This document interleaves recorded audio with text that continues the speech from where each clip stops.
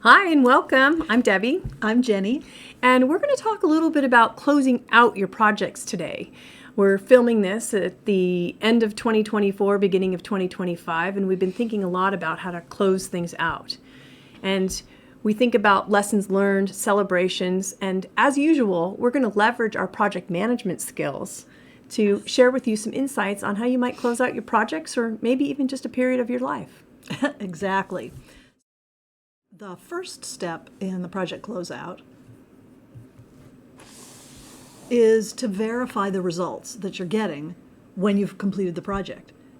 Presumably you had some goals or some ideas about why you were doing this project.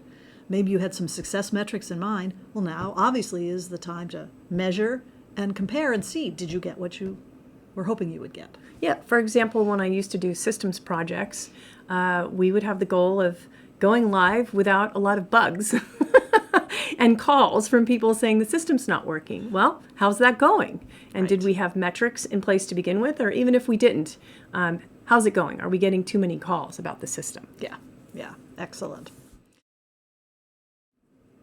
The next one is to plan your handoffs.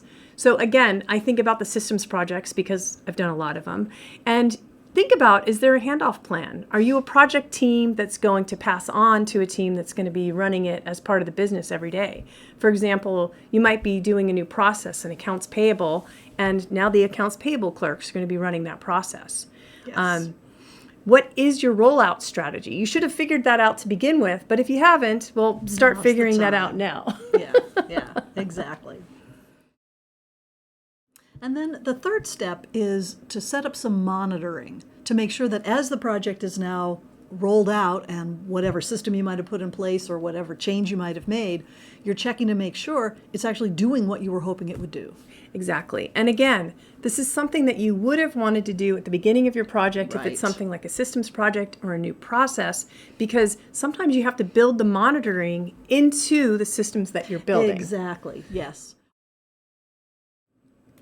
Now, the final step is to think about a retrospective. Gather the team and collect feedback on the process of running the project. Yes. So the last one was about how'd the project do against its success metrics. Now you're saying, how do we do as a team? Yes. You can use one of our favorite frameworks, the start, stop, continue, Yeah. where you might use sticky notes and have people just fill them out on their own and on a whiteboard, list up, here's the things that I would start doing differently, here's what I would stop doing, and here's what we did really well, and we should always do it this way every time we run a project. Yeah. And then there actually is one more step. And that's the celebrate step. Yes! So it's so important to pause and just take a moment to celebrate. Yeah. Even if the project wasn't a super success, that's okay. You want to celebrate that you did it, that it's done, and just take some time to breathe and reflect on the fact that you're finished. And as the project leader, thank people for their work, for the effort that they put Super into important. it. And if you are not physically together, you could just have a Zoom call where everyone gets to, hang out, play some online games, or do something to let off steam and be happy that they're done and ready to move on to the next one. Yeah.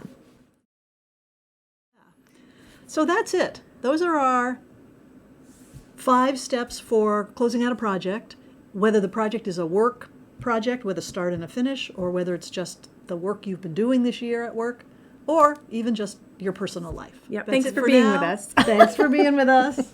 We'll see you next time. Cheers.